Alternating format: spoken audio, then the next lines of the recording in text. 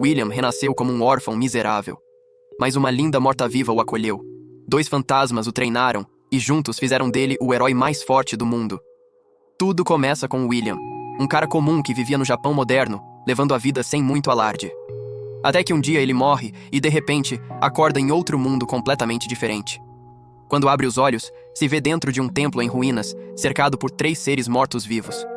No primeiro instante, o pânico toma conta. Ele começa a chorar, achando que foi parar direto no inferno. Mas logo percebe que aquelas criaturas não têm a menor intenção de machucá-lo. Pelo contrário, elas o acolhem e criam como se fosse da família. Como William ainda carrega a mente de um adulto da vida anterior, ele aprende o idioma delas com uma rapidez absurda. Certo dia, Mary, a morta-viva feminina, leva Will para fora do templo pela primeira vez e mostra a ele o mundo belo e intocado ao redor. Will se emociona profundamente e sente que aquilo é um recado dos deuses. Um segundo sopro de vida, uma chance de recomeçar de verdade e viver com propósito. Mary é uma sacerdotisa múmia de fé inabalável, que o trata com o carinho de uma mãe verdadeira. Os outros 2 que o ajudam a crescer são Augustus e Blood. Augustus, ou simplesmente Gus, é um fantasma severo, sarcástico até o osso e obcecado com dinheiro, mas que outrora foi um dos maiores magos que o mundo já viu. É ele quem ensina Will sobre os deuses, a história do mundo e como usar magia através das palavras da criação. Já Blood é um esqueleto guerreiro de força descomunal que se torna uma figura paterna para Will. Ele o treina no combate e também lhe ensina como crescer como uma pessoa íntegra e honrada. William passa a infância feliz ao lado dessa família estranha e cheia de segredos. E mesmo sabendo que eles escondem muita coisa, ele nunca pressiona demais. Afinal, ele também está escondendo a verdade sobre sua vida anterior. Depois de anos de treinamento, Blood e Gus finalmente decidem que ele está pronto para ter experiência real em batalha. Gus avisa que ele precisa se preparar para enfrentar Blood, que é muito mais rápido do que parece. Antes que Will consiga responder, Blood já ataca. Will mal desvia a tempo. Blood continua pressionando, mas Will usa um feitiço de aceleração para se afastar rapidinho, cria uma poça no chão que faz Blood escorregar feio.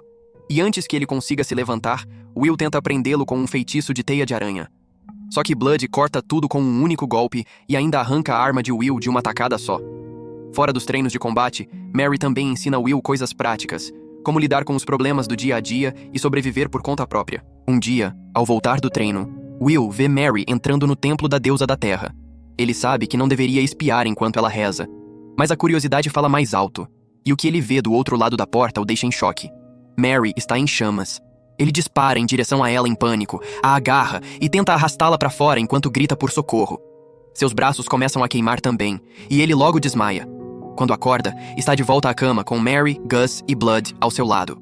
Mary chora de alívio e se culpa por não ter percebido que ele estava ali, enquanto Will pede desculpa por ter sido curioso demais. É então que Mary explica com tristeza a verdade. Os 3 foram humanos um dia, mas quando morreram, as emoções que carregavam eram tão intensas que suas almas simplesmente se recusaram a seguir em frente. Eles fizeram um pacto com o Deus da morte-viva para permanecer neste mundo como mortos-vivos, e por causa dessa escolha, tornaram-se inimigos de Mater, a deusa da terra e da vida. É por isso que Mary é consumida pelas chamas toda vez que tenta rezar a deusa. E mesmo assim, ela nunca parou de rezar, por mais tempo do que consegue se lembrar. Depois de ouvir tudo aquilo, Will pede para Mary deixá-lo rezar ao lado dela, porque ele quer entender o que ela sente durante aquelas orações. 5 anos se passam desde esse episódio, e Will agora tem 13 anos. Ele tem rezado para os deuses sem parar e chegou a meditar na frente deles por 5 dias seguidos, sem descanso e sem comida. As aulas de Gus ficaram muito mais difíceis, mas Will continua se dedicando ao máximo para não ficar para trás. Blood também não dá folga nos treinos diários. Então, num certo dia, Blood o testa obrigando-o a enfrentar uma criatura morta-viva real que capturou. Will fica um pouco nervoso, mas derrota o monstro com facilidade, de um golpe certeiro. Blood fica surpreso, e Will brinca dizendo que deve ser um gênio nato. Depois de pensar um pouco, Blood diz que ele provavelmente já está pronto para a experiência de verdade. Ele leva Will a uma cidade abandonada e explica que, muitos anos atrás, aquele lugar era próspero, com humanos e anões vivendo juntos em harmonia. Mas depois que um desastre devastou tudo, só os monstros mortos-vivos restaram por lá. Blood leva Will fundo num túnel embaixo da cidade. O deixa lá sozinho e manda ele sobreviver e achar a saída por conta própria. Antes que Will possa dizer qualquer coisa, Blood apaga a luz e desaparece. Will sente um frio na barriga, mas continua em frente e conjura a luz com magia. Logo esbarra num grupo de esqueletos mortos-vivos e os derrota sem muito esforço. Mas quando dobra uma esquina, vê um esqueleto morto-vivo muito maior, carregando uma lança. Will congela por um segundo, mas então se pergunta o que Blood faria naquela situação. E a resposta é óbvia. Blood jamais fugiria dos problemas. Então Will ataca de frente. O inimigo desvia e tenta lançar um feitiço. Will fica desprevenido, mas o instinto fala mais alto. Ele cancela a magia antes de acertar o crânio do esqueleto. Sua espada quebra com um impacto, mas o golpe é suficiente para vencer. Depois, Will pega a lança do inimigo e percebe que é uma arma mágica feita pelos anões. Enquanto continua caminhando, sente que a saída está perto. Mas então percebe uma presença atrás de si e se vira para encontrar Gus. Will pergunta o que ele está fazendo ali, mas Gus não responde. Só o encara em silêncio. Na hora, Will sente que algo está muito errado. Pergunta se há algum tipo de lição, mas em vez de responder, Gus de repente invoca um golem de pedra para atacá-lo. Will reage rápido, recua e destrói o golem atravessando-o com a lança. Aí Gus começa a arremessar pedras nele. Will corre desviando dos ataques e destruindo as armadilhas mágicas que Gus vai espalhando pelo caminho. Mas logo Gus começa a lançar vários feitiços ao mesmo tempo e Will já não consegue dar conta de tudo. Ele tropeça e cai e olha para cima vendo Gus preparar mais um ataque. Naquele instante, Will entra em pânico. Pensa que não é assim que quer morrer, e muito menos pelas mãos de alguém que considera seu avô. Ele fecha os olhos e decide que, se não houver outra saída, vai ter que matar Gus. Corre pra frente e empurra a lança em direção a ele, mas para poucos centímetros de distância. Suas mãos começam a tremer e ele solta a arma. Aí Will diz de frente pra Gus que o enxerga como um avô e que só quer saber por que ele quer sua morte. Com lágrimas nos olhos diz que se Gus realmente quiser matá-lo, ele aceita. Porque prefere morrer a machucar sua própria família. Will desaba em choro. Mas então Gus de repente muda o tom pra algo completamente animado e diz que talvez tenha exagerado um pouquinho na lição. Diz que Will se saiu muito bem. Will sente um alívio enorme ao perceber que Gus não estava tentando matá-lo de verdade, mas lá no fundo sabe que não era só uma lição. Gus claramente está escondendo alguma coisa. Então Gus o guia pra fora da masmorra e os dois voltam pra casa.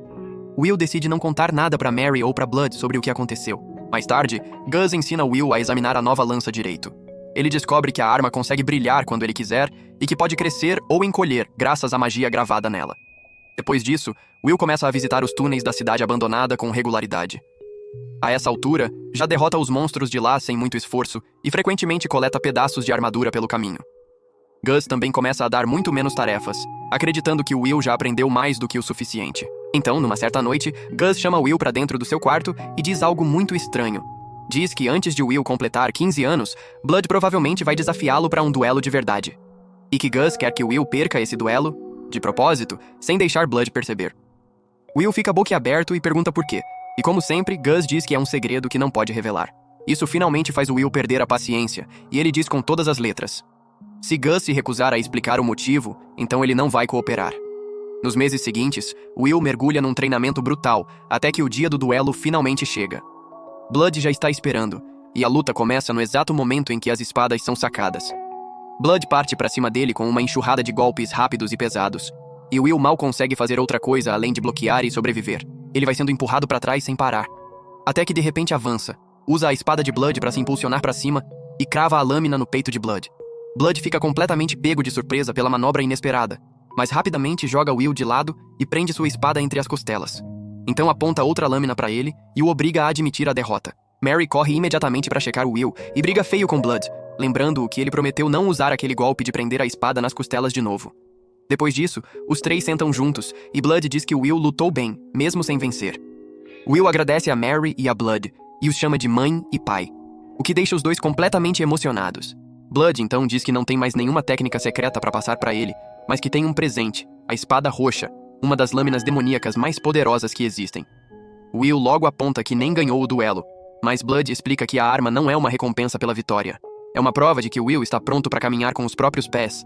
Blood explica que a lâmina se chama Vindalfar, uma espada demoníaca temida até pelos próprios deuses. Ela é absurdamente poderosa e tem a capacidade de restaurar a saúde do usuário toda vez que fere um inimigo. Mas tem um porão seríssimo. Quanto mais alguém depende dela, mais o próprio crescimento pessoal começa a estagnar. Will entende tanto a força quanto o perigo da espada e promete usá-la com cuidado. Depois disso, Mary e Blood finalmente decidem revelar a verdade que escondem há anos. No passado, os Lordes dos Demônios se uniram para dominar o mundo. Eram liderados por um governante cruel conhecido como o Rei Supremo, um monstro capaz de criar soldados e generais demoníacos a partir do próprio sangue e da própria carne. Ele era o dono de Vindalfar. Ele se feria para construir um exército e depois matava inimigos, recuperando-se na hora pelo poder da espada. Com essa combinação aterrorizante, conquistou a maior parte do continente. começando pela própria cidade em ruínas perto deles. Quando o continente estava à beira do colapso total, Gus, o lendário mago errante, elaborou um plano. Junto com Blood, o famoso guerreiro, e Mary, a sacerdotisa, ele planejou se infiltrar na cidade do Rei Supremo e roubar Vindalfur. Sem a espada, o Rei Supremo ficaria muito mais fraco e finalmente poderia ser eliminado. Mas o plano fracassou. Quando chegaram até ele, o Rei Supremo se transformou num demônio gigantesco, e sua habilidade com a espada era tão esmagadora que nem Blood conseguia encostar nele. Mesmo assim, Gus e Mary conseguiram de algum jeito selar o Rei Supremo. Aquilo deveria ter encerrado tudo, mas aí Stagnate, o deus da morte-viva, entrou em cena. Ele se ofereceu para varrer todos os demônios do continente, desde que os três se tornassem seus servos sem hesitar. Eles aceitaram na hora. Blood virou um esqueleto, Gus se tornou um fantasma, e Mary, uma múmia. Stagnate cumpriu sua palavra e removeu os demônios, só que em vez de destruí-los de verdade, os transformou em mortos-vivos, deixando o mundo congelado numa espécie de estagnação sem vida.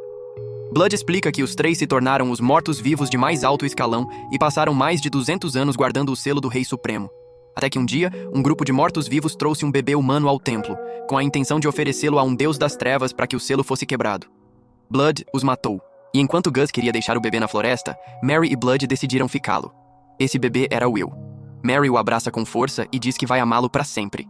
E até Blood diz que Will foi o melhor aluno que qualquer um poderia desejar. Will fica confuso, porque os dois parecem estar se despedindo. E então o céu de repente escurece. Nuvens negras se formam lá em cima. E Stagnate aparece como uma enorme sombra monstruosa. Ele exige que Blood e Mary lhe entreguem suas almas, já que abandonaram de verdade o dever que tinham. Will é esmagado pela pressão da presença do deus e cai no chão de medo diante daquela eco aterrorizante de Stagnate.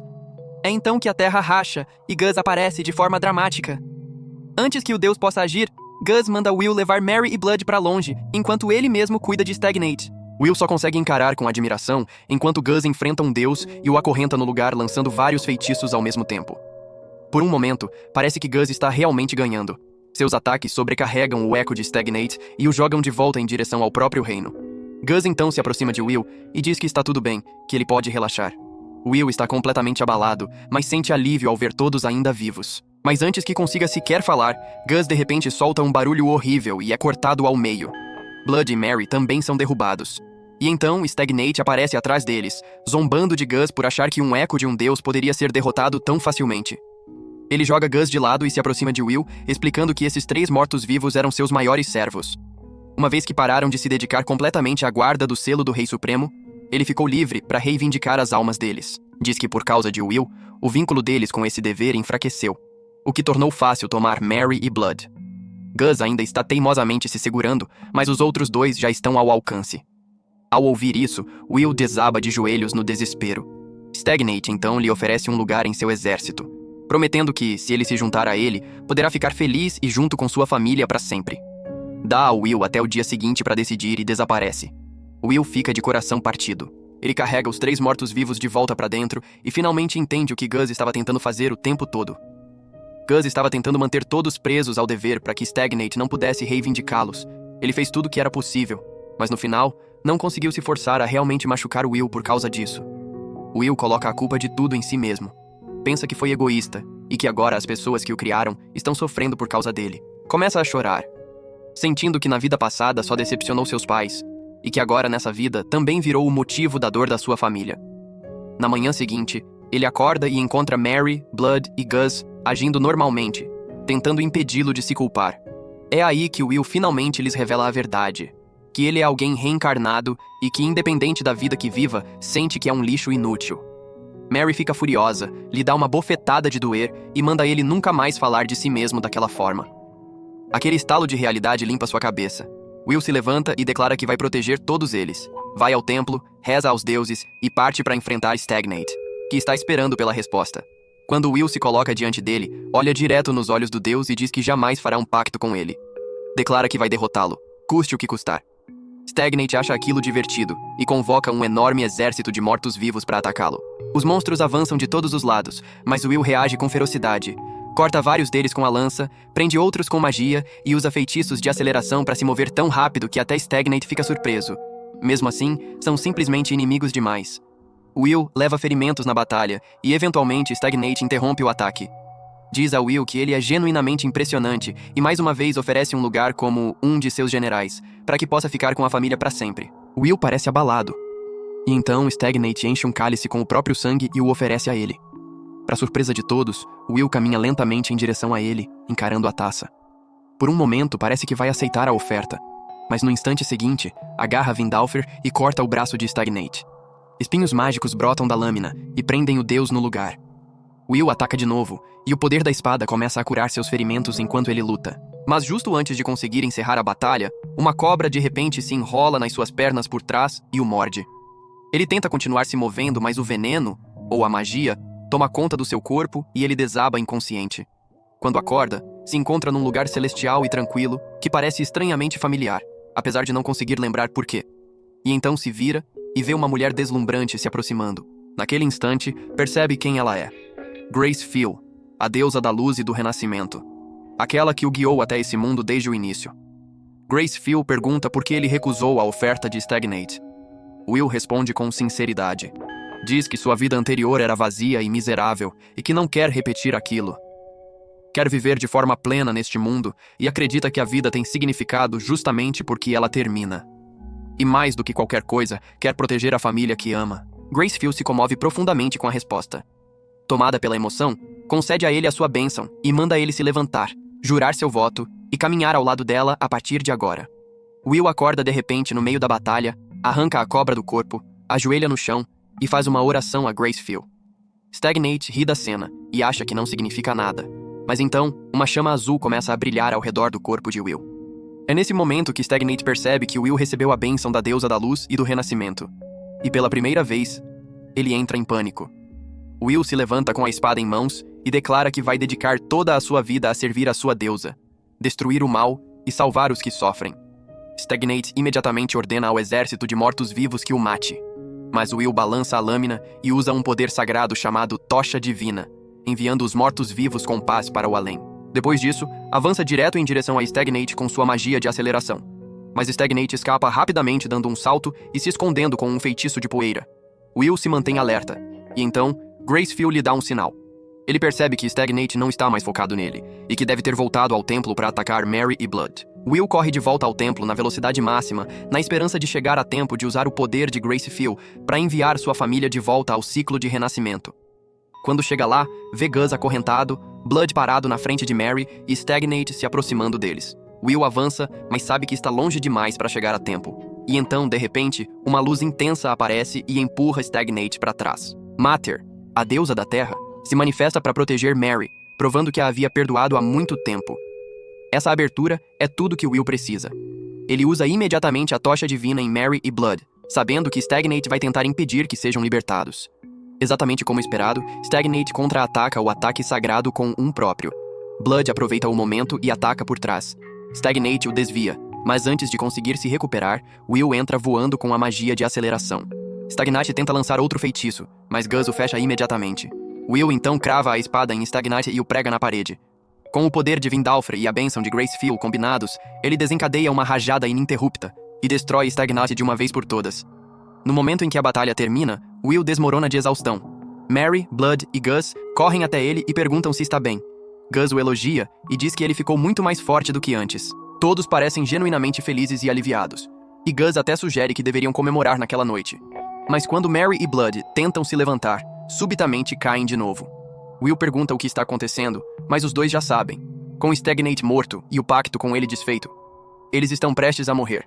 Will fica aturdido e se recusa a aceitar aquilo. Diz que tem que haver outro jeito, mas Mary e Blood lhe dizem com gentileza que isso não é algo para se lamentar. Por fim, poderão voltar ao ciclo de renascimento. Will começa a chorar porque não suporta a ideia de perdê-los, mas eles o lembram de não ser egoísta. Dizem que a vida que tem pela frente nem sempre vai ser fácil, mas que ele deve continuar tentando viver como uma pessoa boa e feliz, não importa as dificuldades que apareçam. Enquanto suas almas começam lentamente a deixar os corpos mortos-vivos, Will consegue ver como eram quando ainda estavam vivos. Então Gus volta trazendo uma bebida alcoólica antiga, e juntos eles fazem uma última celebração pelo amadurecimento de Will. Depois disso, Mary e Blood partem serenamente, e Will reza por eles enquanto Grace Fiel guia suas almas em direção ao renascimento. No dia seguinte, Will os enterra no topo de uma colina. Enquanto se despede, diz que em breve vai partir numa jornada e promete voltar sempre que puder. Gus então se aproxima por trás e Will pergunta por que ele ainda está vivo. Gus explica que, como não quebrou completamente seu pacto, ainda tem uns 10 anos pela frente. Até lá, pretende continuar guardando o selo do Rei Supremo. Pelo menos até Will ficar forte o suficiente para lidar com isso sozinho. Depois disso, Gus joga para Will uma bolsa cheia de tesouros e manda ele usar do jeito que quiser, já que Gus não precisa mais daquilo. Will agradece de coração, sabendo que o dinheiro vai ajudá-lo muito quando começar a viajar. Ele volta ao quarto uma última vez, troca de roupa, arruma suas coisas e se prepara para deixar o templo de vez. Gus caminha com ele até o fim da estrada, onde os dois se despedem. Antes de Will partir, Gus diz que ele precisa de um sobrenome. Então o batiza de William G. Mary Blood, em homenagem à família que o criou. Will então inicia sua jornada percorrendo a floresta, combatendo monstros e sobrevivendo com a comida que trouxe consigo. Por um bom tempo não encontra nenhum sinal de outras pessoas. Por isso, quando finalmente avista o que parece ser um assentamento, fica empolgado. Mas quando entra, percebe que é só mais uma cidade abandonada. Parado à beira do rio, reza a Gracie Field pedindo que as almas errantes ali sejam devolvidas ao ciclo de vida. No dia seguinte, segue o rio pela floresta esperando que ele o leve à civilização humana. Enquanto caminha, um javali selvagem de repente estoura dos arbustos e avança em sua direção. Will reage rápido e o derruba de um único golpe, mas aí nota que o animal já havia levado uma flecha. Alguém mais está por perto. Logo, a pessoa que disparou a flecha aparece. É um homem com um arco, e Will começa a pensar em como se aproximar sem que a situação fique violenta. Ao analisar o sujeito, nota que ele parece ser um elfo. Então o cumprimenta em élfico antigo. O arqueiro claramente se surpreende e abaixa a arma. Se apresenta como Meneldor e diz que o javali era para ser sua presa. Mesmo assim, concorda em dividir a carne, já que Will foi quem finalizou o bicho. E os dois abtêm e cozinham o javali juntos. Antes de comer, Will oferece uma oração aos deuses, e Meneldor reage com um sorriso irônico, claramente não compartilhando da mesma fé. Após a refeição, Will pede uma indicação de rota, dizendo ser um aventureiro que se perdeu nas ruínas do sul. Meneldor informa que há uma cidade mais adiante pelo rio. Will agradece e pergunta se pode acompanhá-lo, mas Meneldor recusa na hora e avisa para não seguir seus passos. Então usa magia feérica para iluminar o próprio caminho e desaparece na floresta. Naquela noite, Will monta acampamento, janta e vai dormir. Enquanto dorme, Gracie Field aparece em seu sonho e lhe mostra uma visão de Meneldor e sua aldeia sendo atacados. Will acorda na hora e corre atrás do rastro de Meneldor para avisá-lo. Com o tempo, chega a uma aldeia e vê que as pessoas ainda andam por lá normalmente. Então parece que o ataque ainda não aconteceu.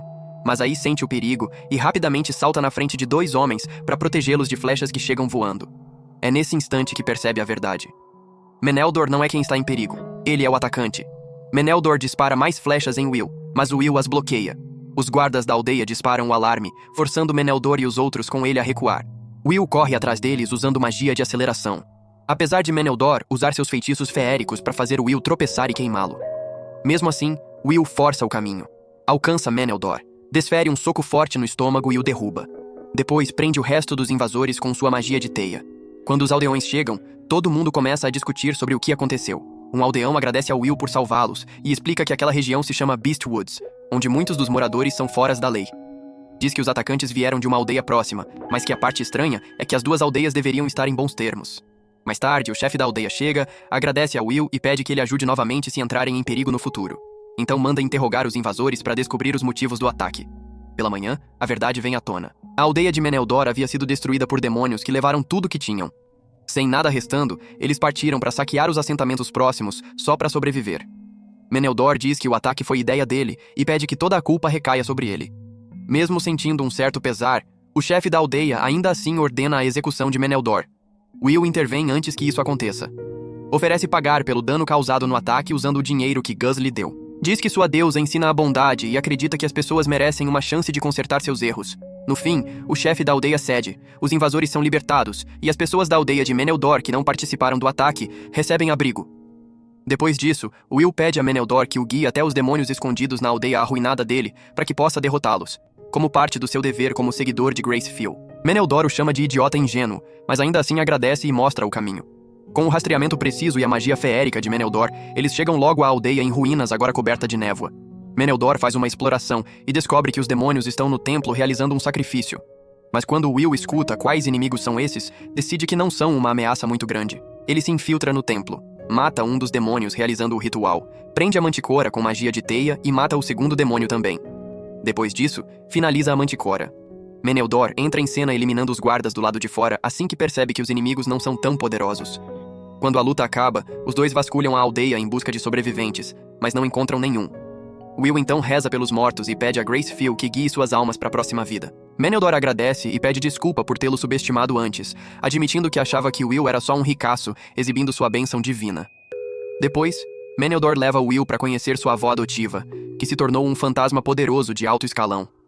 Will fica preocupado que ela possa ser perigosa, mas ela está completamente no controle de si mesma e não tem nenhuma intenção de brigar. Pelo contrário, percebe na hora que Meneldor tem agido mal. Meneldor desmorona e admite que estava frustrado porque não conseguiu salvar seu povo nem proteger a aldeia. Diz que se sente patético e perdeu a vontade de continuar. Sua avó o conforta e diz que ele ainda tem outra chance de viver direito, especialmente agora que conheceu um sacerdote como Will.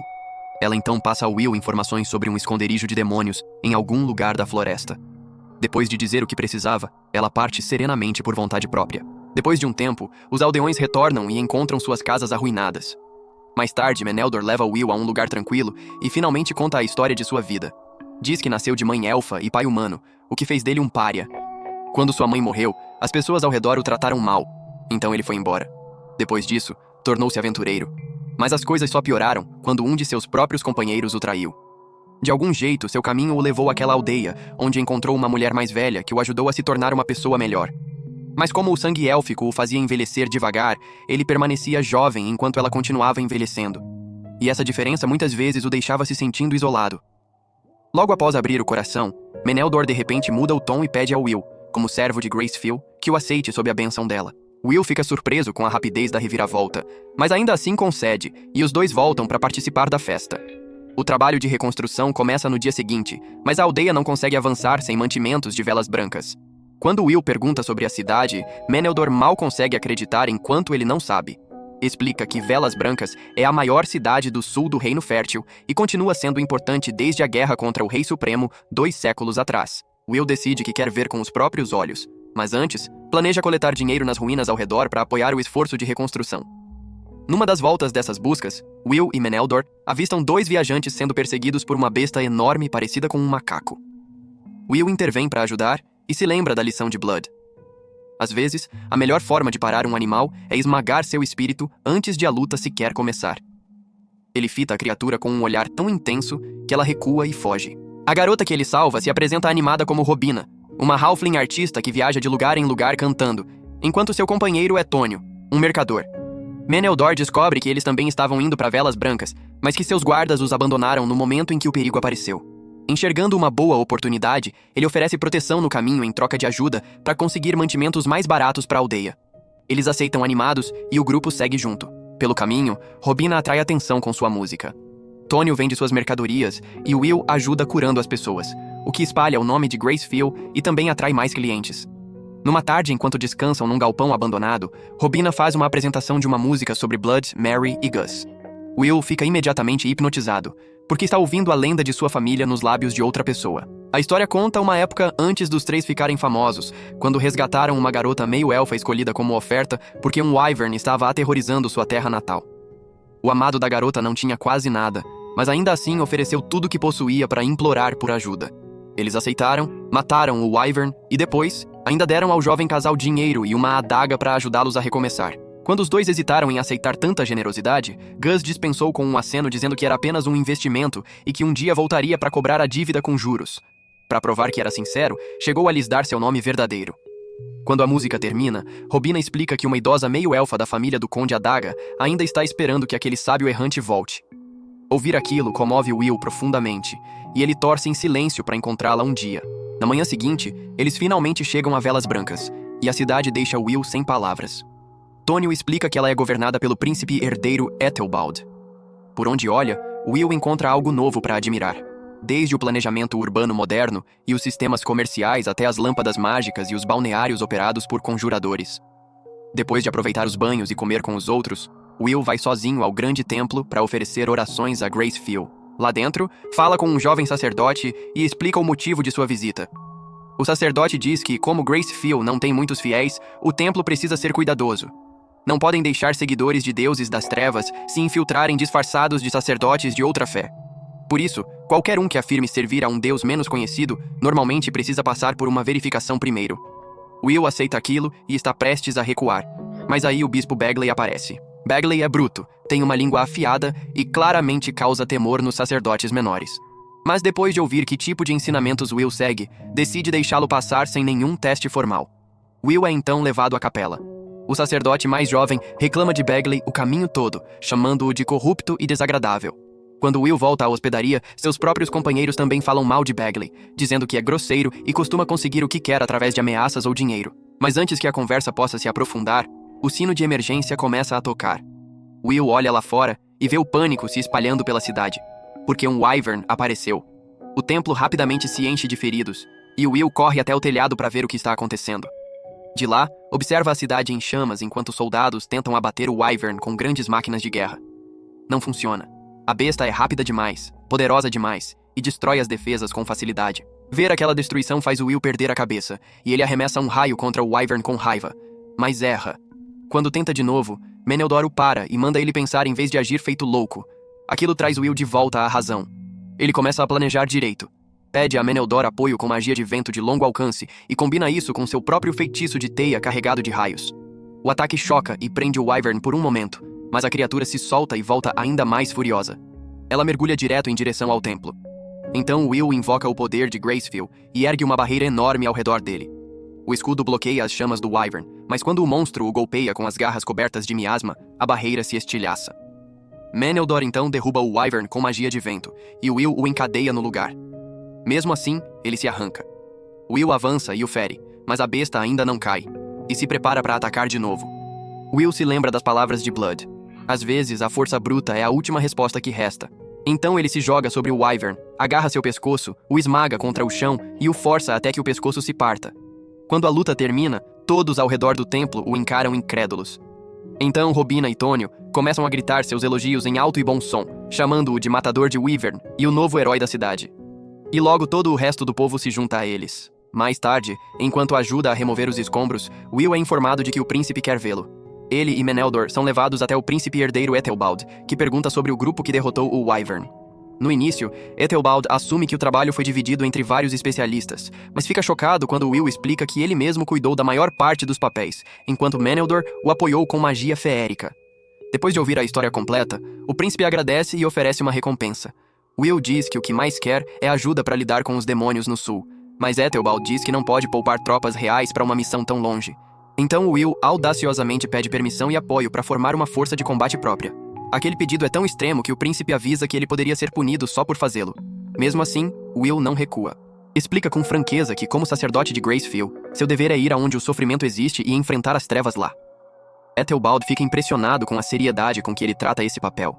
Naquele momento, o bispo Bagley estoura na sala, furioso por o príncipe ter convocado um sacerdote sem a aprovação do templo. Mas quando ouve o pedido de Will, até Bagley fica desconcertado. Então Ethelbald anuncia que quer nomear Will como paladino, com autoridade compartilhada entre a coroa e o templo. Bagley fica atônito e leva Will de lado para conversar melhor.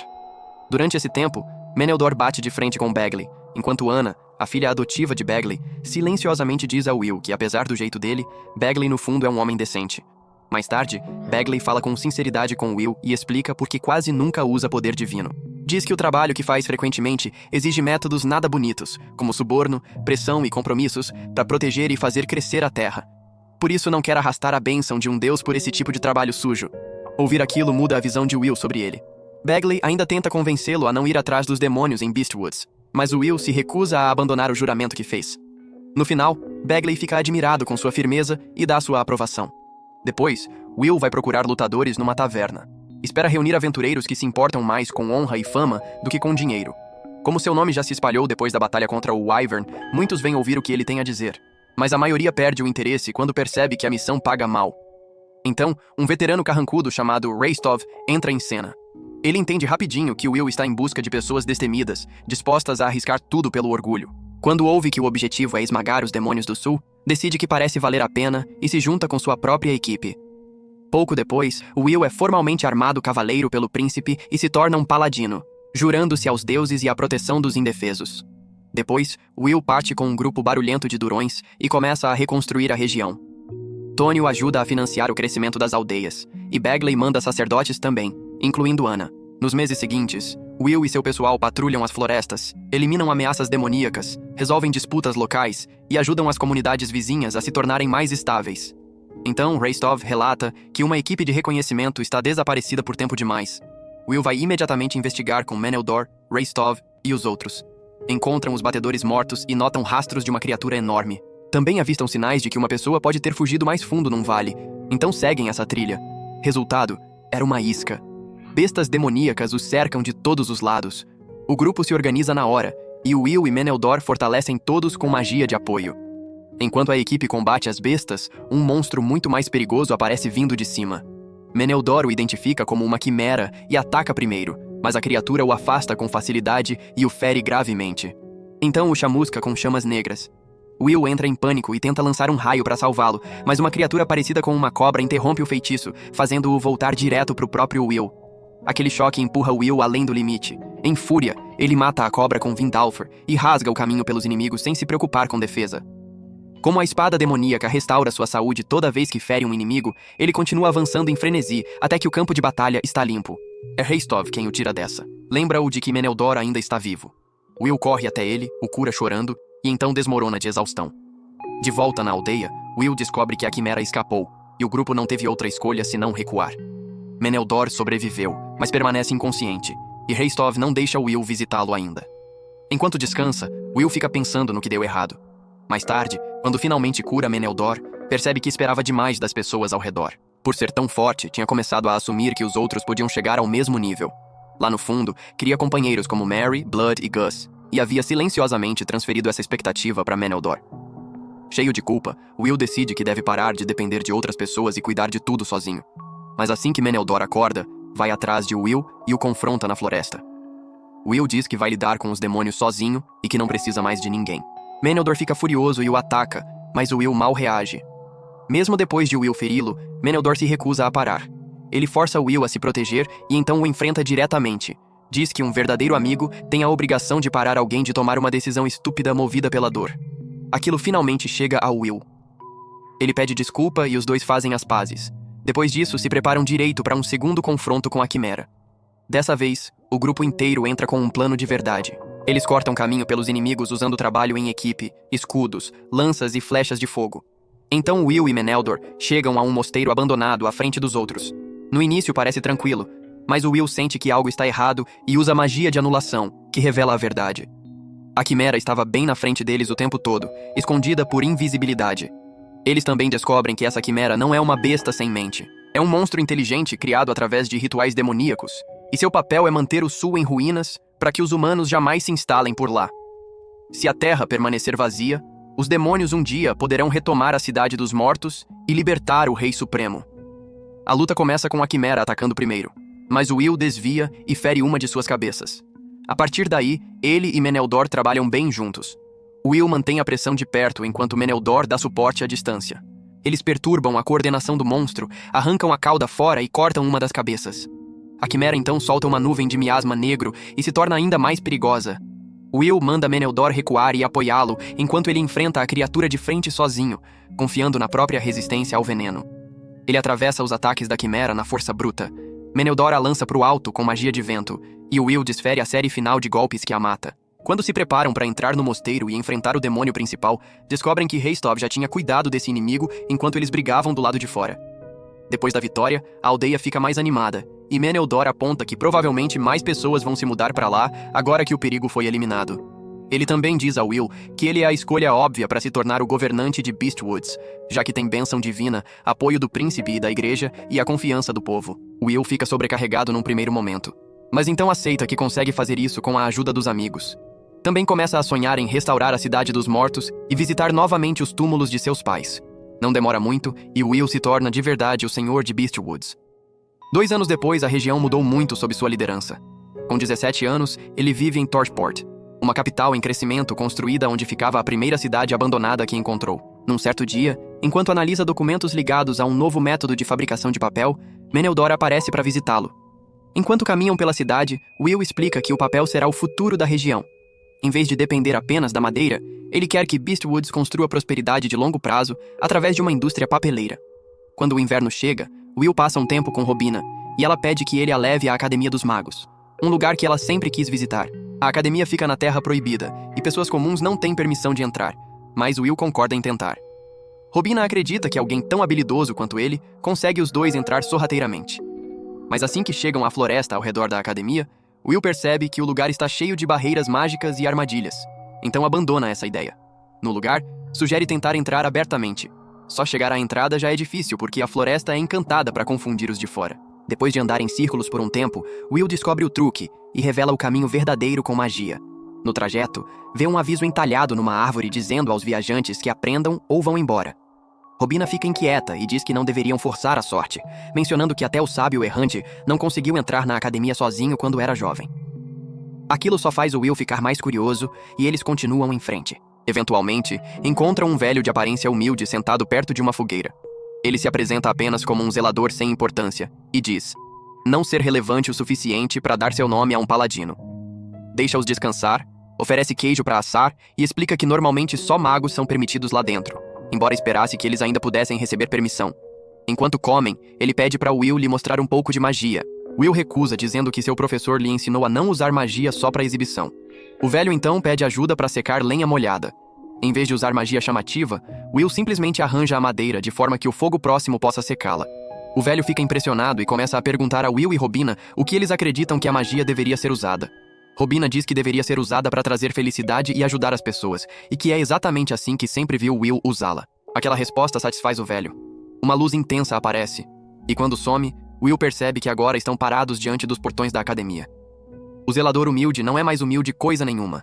Agora arrumado e digno, ele se revela como o professor Hiram, um professor da academia e guardião da floresta. Ele os deixa entrar como exceção especial e pergunta a Robina o que ela quer ver. Hiram os conduz pela academia e os leva diretamente à biblioteca, já que era o lugar que Robina mais queria visitar. Ela agradece, e ele lhes dá permissão para ler qualquer coisa naquele nível.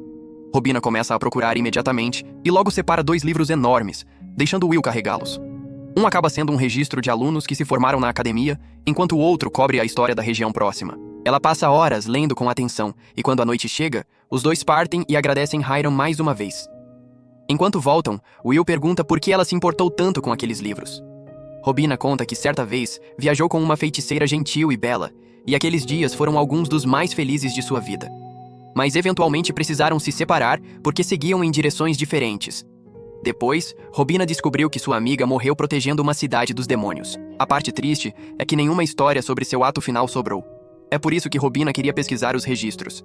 Ela quer aprender sobre o último feito da amiga e transformá-lo numa canção, para que ela não desapareça da memória. Diz que histórias sobre heróis dão coragem às pessoas, e é por isso que quer fazer uma para ela. Will diz que quer ouvir quando ela terminar e silenciosamente espera que, talvez, mesmo depois de sua morte, uma canção sobre ele também reste no mundo. Depois disso, o tempo continua passando e as estações seguem se revezando. Então, um dia, Will recebe a notícia de que flores que deveriam brotar no inverno estão aparecendo de repente no verão. O príncipe vê aquilo como um aviso grave e manda Will investigar. Will parte para a floresta com Meneldor, e lá encontram animais abatidos de um jeito brutal. Meneldor diz que a floresta parece errada, como se algo estivesse completamente fora de equilíbrio. Will não sabe ao certo o que pensar, mas confia em Meneldor o suficiente para levar a sério. Meneldor explica que Beastwoods é controlada por 2 antigos governantes da floresta. Carvalho governa durante a estação fria, enquanto Azevinho reina durante a estação quente. A troca de controle deveria acontecer nos solstícios, mas o verão já começou e Carvalho ainda parece estar no poder. Por causa disso, eles vão ao encontro de Carvalho e encontram uma árvore antiga com um rosto. Meneldor pergunta por que ele não transferiu o controle, e Carvalho diz que Azevinho não respondeu e não aceitou a mudança. Meneldor sabe que isso é perigoso. Se o governante errado ficar no poder, toda a floresta pode desmoronar. Então ele se oferece para carregar a autoridade da floresta e entregá-la a Azevinho. Carvalho o avisa que fazer isso pode destruir sua alma em menos de 1 mês. Mas Meneldor diz que vai resolver as coisas com Will antes disso acontecer. Diz que não consegue ficar parado enquanto a floresta morre. Carvalho aceita aquela resposta e o manda enfrentar uma provação para provar que é digno. Will não tem permissão de interferir, então não tem outra escolha a não ser ficar para trás e esperar. Alguns dias depois, Meneldor volta com ar de cansaço, mas bem-sucedido, com a marca da autoridade na mão. Depois disso, os 2 partem para encontrar Azevinho. No caminho, esbarram em 2 demônios guardando a passagem. Cada um derrota os seus sem grande dificuldade e percebem que aqueles inimigos estavam ali apenas para atrasá-los. Além de um imenso portão de pedra, encontram outra árvore gigante coberta de uma névoa estranha. Meneldor a reconhece como Azevinho, mas antes de conseguirem se aproximar, um general demônio aparece e bloqueia o caminho. Ele já sabe quem eles são e se gaba dizendo que matar o paladino distante e Meneldor das asas velozes vai fazer seu nome famoso. Então lança suas bestas demoníacas contra eles. Enquanto as bestas se aproximam, Meneldor alcança Azevinho e transfere a autoridade da floresta para ele. No momento em que Azevinho recupera seu poder, usa suas raízes para agarrar as bestas e arrastá-las para dentro da terra. O general demônio fica furioso, mas mal tem tempo de reagir antes que Will já esteja em cima dele. O demônio começa a lançar um feitiço, mas Will o interrompe e faz a magia explodir na própria cara dele. Então Will o esmaga no combate corpo a corpo e encerra a luta abatendo-o. Com o inimigo eliminado, Azevinho lhes agradece por salvá-lo e a floresta. Usa seu poder restaurado para curar a terra, e a mudança acontece imediatamente. Novas folhas aparecem e a água volta aos lagos. Então Azevinho revela algo que choca os dois. Como Meneldor carregou a autoridade da floresta, o sangue feérico dentro dele despertou. Um dia ele pode se tornar um governante da floresta e se transformar num ser como Azevinho. Nenhum dos dois jamais teria imaginado aquilo. Azevinho diz que não vai acontecer imediatamente e que Meneldor ainda tem o direito de rejeitar esse caminho, mas manda ele pensar com cuidado. Depois Azevinho dá a Will um aviso. Diz que nas montanhas enferrujadas a oeste, um desastre de fogo negro logo vai começar e pode se espalhar o suficiente para engolir toda a terra. Descreve o lugar como uma fortaleza demoníaca e avisa Will sobre um senhor do fogo infernal e miasma que dorme lá entre tesouros roubados. Manda ele se preparar. Mais tarde, Will e Meneldor vão se encontrar com o príncipe Ethelbald. O príncipe tenta elogiar Will por ter resolvido o problema da floresta, mas Meneldor enxerga através do elogio diplomático e pressiona por recompensas melhores. Então o bispo Bagley chega apressado e os quatro sentam juntos. Will e Meneldor explicam tudo o que descobriram, incluindo o aviso de Azevinho. Ethelbald parece cansado só de ouvir que outro desastre pode estar chegando, enquanto Meneldor e Bagley começam a discutir se uma profecia de um governante da floresta deveria sequer ser levada a sério. Então, Bagley explica que as montanhas enferrujadas costumavam ser o coração do reino dos anões antes de os demônios tomarem aquele lugar, e ainda continuam lá. Will, na verdade, gosta de ouvir isso, já que significa que não há pessoas inocentes presas por lá para se preocupar durante a luta. O príncipe acha aquela reação divertida e fica contente que Will esteja disposto a assumir a tarefa. Mas Bagley e Meneldor ficam bem menos impressionados. Ethelbald manda Will primeiro reunir informações adequadas sobre as montanhas enferrujadas antes de fazer qualquer movimento. Então Will e Meneldor vão até Robina para perguntar o que ela sabe. Ela explica que 200 anos atrás, aquele lugar se chamava Montanhas de Ferro e era o centro do País de Ferro dos Anões. Quando os demônios invadiram, os anões lutaram com tudo que tinham, mas quase todos morreram. As montanhas foram encharcadas de sangue, e com o tempo ficaram vermelhas enquanto o ferro enferrujava. Os sobreviventes sofreram muito, e apenas um número pequeno ainda existe. Isso é tudo que Robina consegue contar, porque quase nenhuma canção ou história antiga daquela terra sobreviveu. Depois de ouvir aquilo, Will decide falar diretamente com os anões que vivem em Torchport. Meneldor o leva até lá por um atalho pela floresta que pode usar graças à autoridade que carregou, reduzindo o que seriam dias de viagem a poucas horas. Durante o trajeto, Meneldor explica que os nascidos de feérico e humanos devem eventualmente escolher seu futuro. Podem continuar mortais e morrer após uma vida longa, ou escolher a imortalidade e se tornar parte da natureza. Meneldor diz que ainda não quer decidir. Quer ver mais do que Will vai construir primeiro. Assim que chegam à cidade, perguntam a Tônio sobre os refugiados anões que chegaram meses antes. Tônio diz que quando apareceram pela primeira vez, pareciam vazios e destruídos por dentro. A maioria das pessoas não queria tê-los por perto, mas agora já se estabeleceram e o líder deles pode saber coisas úteis sobre as montanhas enferrujadas. Enquanto Will pensa em se encontrar com eles, lembra do que Gus um dia lhe ensinou sobre os feéricos. Alguns permanecem próximos à natureza, como os governantes da floresta, enquanto outros escolhem a forma mortal e vivem entre as pessoas. Os que seguiram a deusa do vento e da floresta se tornaram elfos, enquanto os que seguiram o deus do fogo e da criação se tornaram anões. Os anões eram conhecidos como grandes artesãos e guerreiros destemidos, e até Blood os respeitava. Na manhã seguinte, enquanto Will treina com Meneldor, nota alguém o espiando escondido.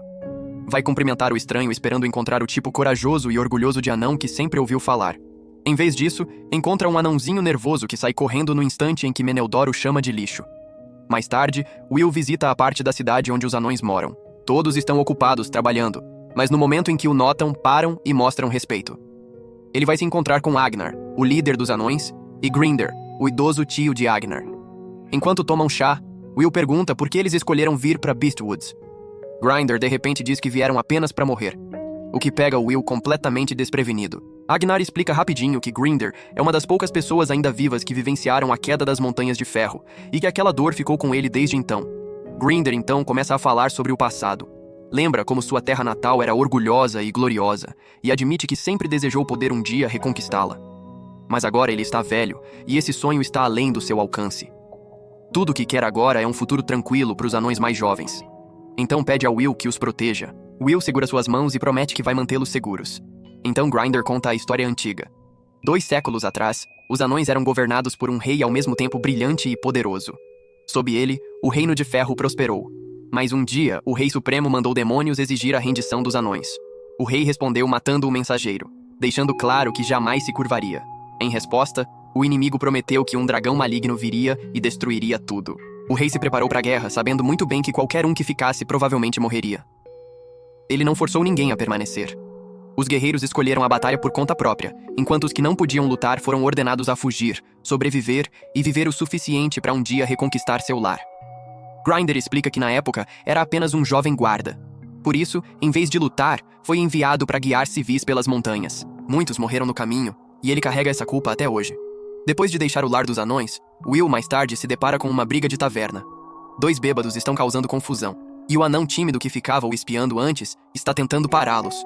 Em vez disso, os bêbados partem para cima dele e o derrubam. Will intervém, espanta os homens e salva o anão. Quando o garoto acorda, se apresenta como Low. Will diz que ele mostrou coragem de verdade ao tentar ajudar. A taberneira explica que seu pai normalmente cuida do lugar, mas está doente.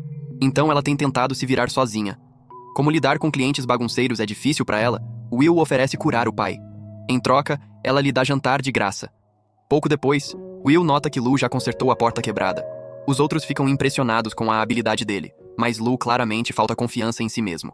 Mais tarde, Lou revela o motivo. Conta a Will que na verdade é um príncipe anão, e que por ter sido criado de um jeito excessivamente protegido, cresceu se sentindo fraco e inútil. Também confessa que admira Will há muito tempo. Will o encoraja e diz que ele é mais corajoso do que imagina. Lou então pede a Will que o treine para se tornar um verdadeiro guerreiro.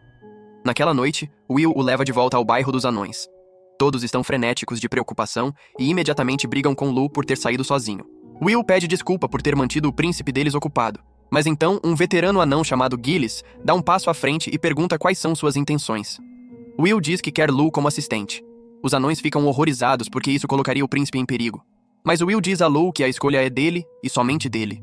Dessa vez, Lou se impõe. Diz que está cansado de ser protegido e quer viver como um verdadeiro guerreiro anão. Ajoelha e oferece sua lealdade. Will aceita, e Gillis apoia a decisão de Lou, dizendo que todo homem tem o direito de escolher seu próprio caminho. A partir desse momento, Lou se junta oficialmente a Will. Will garante imediatamente que Lou receba pagamento adequado, equipamento e suporte. O treinamento começa no dia seguinte.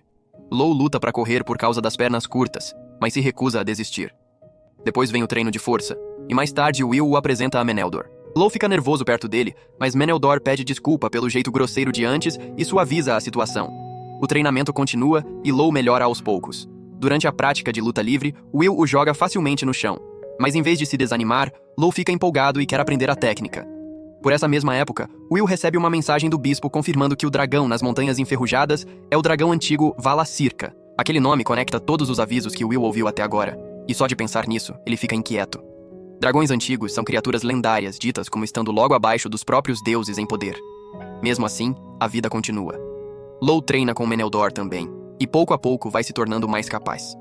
Num certo dia, Will os observa treinar e vê que Lou continua hesitando toda vez que tem chance de atacar. Meneldor fica o provocando sem parar, até que Lou finalmente para de se segurar e acerta um golpe sólido. Will fica impressionado tanto com o progresso de Lou quanto com a didática de Meneldor. Mais tarde, enquanto comem, Lou compartilha mais do seu passado. Seus pais eram de sangue real, mas morreram quando ele era criança. E depois disso, os anciões do clã o mantiveram excessivamente protegido. Ele nunca sentiu que era o jeito certo de um anão viver. Foi mais ou menos nessa época que ouviu pela primeira vez a história do Paladino Distante, e desde então se tornou admirador de Will. Servir sob seu comando parece um sonho se tornando realidade. Lou pede a Will que lhe ensine coragem, mas Will responde com honestidade. Diz que não se acha especialmente corajoso, porque nas batalhas que travou, sempre acreditou que era mais forte e podia vencer. O tempo passa, o outono chega e a colheita é boa. Nada de estranho parece estar acontecendo nas Montanhas Enferrujadas ainda, e Lou continua melhorando. Então um dia, logo depois de Lou conseguir jogar o Will no chão usando um dos próprios golpes de Will, Anna entra correndo com um relatório de que mortos-vivos apareceram na floresta. Will decide investigar por conta própria e leva Lou junto. Eles viajam para o oeste até um lugar chamado Colina dos Pilares. Assim que chegam, uma névoa estranha os cerca, e Will percebe que há magia na área. Logo encontram um campo de postes de madeira sinistros. Lou avista o que parece ser uma figura encapuzada e congela de medo. Mas quando Will se aproxima, percebe que é apenas um espantalho, feito para assustar ladrões de túmulos. Will então faz uma oração pelas pessoas enterradas ali, e Lou se junta a ele. Lou pergunta se os mortos-vivos vieram dos túmulos, mas Will explica que pessoas devidamente enterradas não se tornam mortos-vivos. Aquilo normalmente acontece com os não enterrados, ou com almas de apegos muito fortes. Também diz que, de um jeito torto e todo seu, Stagnate pode acreditar que está demonstrando misericórdia ao se recusar a deixar as pessoas morrer. Lou fica surpreso com o quanto Will sabe sobre aquele deus, e Will percebe que pode ter falado demais. De início, eles acham que o avistamento de mortos-vivos pode ter sido um erro causado pela névoa. Mas na volta, descobrem uma entrada escondida e decidem explorar. Lá dentro há um túnel fundo. Will ilumina a lança, dá uma tocha a Lou, e os dois avançam até chegarem a uma câmara cheia de túmulos. De repente, uma presença aterrorizante toma conta do lugar. Will avista um corvo coberto por uma aura sobrenatural e instantaneamente entende quem é. É Stagnate. O corvo o cumprimenta casualmente, e Will se prepara para a batalha. Mas Stagnate diz que desta vez não veio como um eco. Diz que está ali apenas como mensageiro. Depois do que aconteceu antes, ele não tem poder suficiente para mandar outro eco ao mundo por anos. Will percebe que os rumores sobre mortos-vivos eram simplesmente uma isca para atraí-lo até lá. Mais estranho ainda, Stagnate diz que não veio por vingança. Antes de entregar sua mensagem, ele até pede desculpa pelo comportamento do último eco, chamando-o de infantil. Lou mal consegue acreditar. Então Stagnate finalmente revela o motivo de ter vindo. Mostra a Will uma visão de um dragão negro. E o que ele vê é tão terrível que Will cai de joelhos de medo. Stagnate o avisa que em breve ele vai ter que enfrentar Valacirca, e que se lutar contra o dragão agora, vai morrer. Até manda Will perguntar a Grace Fiel se não acreditar nele. Quando Will pergunta por que ele diria qualquer coisa disso, Stagnate explica que é apreciador dos humanos, especialmente dos heróis, e que não gosta de mortes sem sentido. Então revela o passado do dragão. Durante a Guerra dos Deuses, Valacirca lutou como mercenário, movido apenas pela ganância, pela violência e pela emoção da batalha. Mesmo depois que os deuses deixaram o mundo, ela ficou para trás. Sua última grande batalha foi pelo Rei Supremo contra os anões das Montanhas de Ferro. Ela destruiu a terra natal deles, mas foi ferida com gravidade suficiente para cair num sono que durou 200 anos. Lou fica atordoado e pergunta sobre seus ancestrais. Stagnate conta que o último rei anão não era um governante comum, era um verdadeiro herói que chegou a arrancar um dos olhos do dragão. Will fica chocado com o quanto Stagnate está sendo estranhamente generoso. Então Stagnate o deixa com um último pensamento. Um dia Will pode superar até aquele rei anão e matar o dragão, mas esse momento ainda não chegou. De repente, o chão começa a tremer. Stagnate reconhece aquilo imediatamente. O dragão abriu os olhos. Ele manda Will sair na hora. Will e Lou disparam de volta à Colina dos Pilares, só para encontrar o lugar já tomado por demônios. Eles lutam juntos pelo meio do enxame, com Will protegendo Lou sempre que a batalha fica perigosa demais para ele. Depois que o último demônio cai, outro rugido ecoa pelo ar. Stagnate explica que o grito do dragão pode aterrorizar as criaturas próximas de um jeito tão intenso que elas perdem a cabeça. É por isso que os demônios estavam agindo com tanta violência. Então ele avisa que algo mais está vindo. Pelo barulho das passadas, Will percebe que é um gigante. Um enorme gigante da floresta avança furioso, enlouquecido de medo. Em vez de tentar matá-lo, Will decide derrubá-lo sem causar dano permanente. Entra no caminho do ataque, o desequilibra e o arremessa ao chão. Quando o gigante está inconsciente, usa sua bênção para restaurar os sentidos da criatura. Quando o gigante acorda, agradece a Will. Will responde na língua dos gigantes e descobre que ele planeja avisar sua tribo e guiá-la para longe do perigo. Stagnate aprova aquela escolha, mas ainda diz a mesma coisa. Will não está pronto para o dragão. Argumenta que a atitude mais inteligente seria viver, treinar e voltar mais tarde, em vez de jogar tudo fora agora. Então, desaparece. Quando Will e Lou voltam, encontram a cidade já sofrendo com a influência do dragão. Bestas enlouqueceram. A destruição está por toda parte, e as consequências levam tempo, mão de obra e muito esforço para serem controladas. Pouco depois, Will recebe uma carta do bispo. Ela diz que demônios poderosos estão se movendo junto com o dragão, e lembra-o de que recuar não é o mesmo que covardia. Aquilo só piora suas dúvidas. Ele reza a Grace Fiel, implorando por direção, por reconforto, por qualquer sinal que seja. Mas nada vem. Enquanto ainda lida com aquele silêncio, Meneldor diz que há uma multidão lá fora.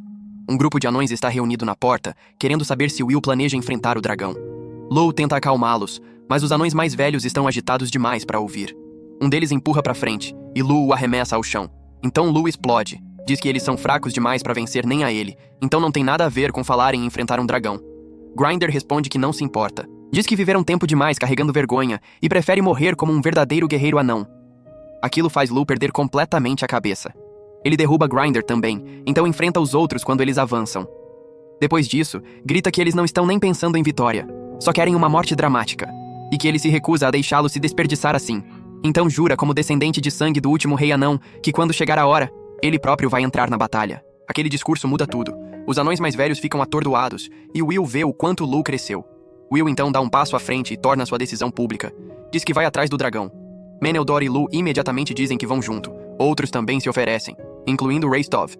Will sabe muito bem como as chances são ruins, mas seus companheiros já decidiram. Então manda todos se prepararem.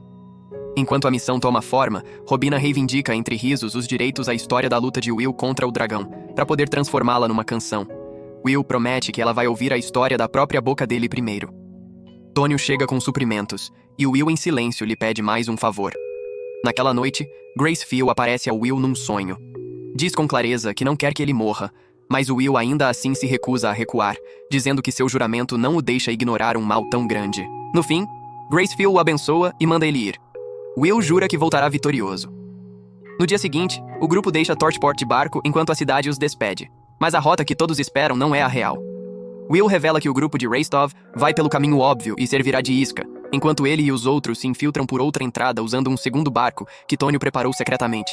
Esse caminho escondido passa pela Cidade dos Mortos, onde o Rei Supremo permanece selado e mortos-vivos ainda rondam o lugar. Naquele momento, Will finalmente revela a verdade, que foi criado ali. Conta que os 3 heróis lendários o educaram, e que um dia ele enfrentou o eco de Stagnate naquela cidade.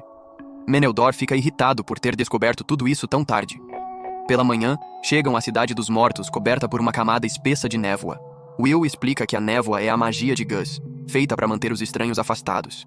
Mas como ele conhece Gus tão bem, consegue ler o feitiço e guiar o grupo pelo meio dele. Assim que desembarcam, as memórias o atingem com força. Ele primeiro para nos túmulos dos pais, e então corre direto ao templo para procurar Gus. No início não há resposta, e Will teme ter chegado tarde demais. Então Gus aparece de repente e o assusta de propósito. Que gracinha! Will sente um alívio enorme ao vê-lo, embora Gus imediatamente pergunte se Will finalmente ficou rico. Will diz que se tornou tanto um paladino conhecido, quanto o governante de Beastwoods.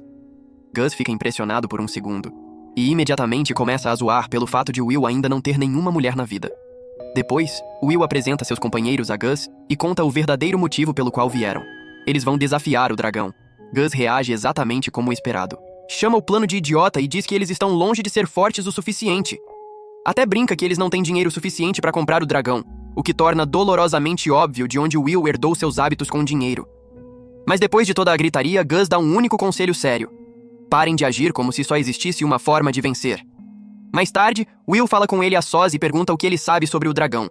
Gus diz que seu corpo é incrivelmente resistente, sua magia é avassaladora, e ela é ao mesmo tempo rápida e letal no combate corpo a corpo. A única esperança real é acertar as feridas que recebeu há muito tempo atrás.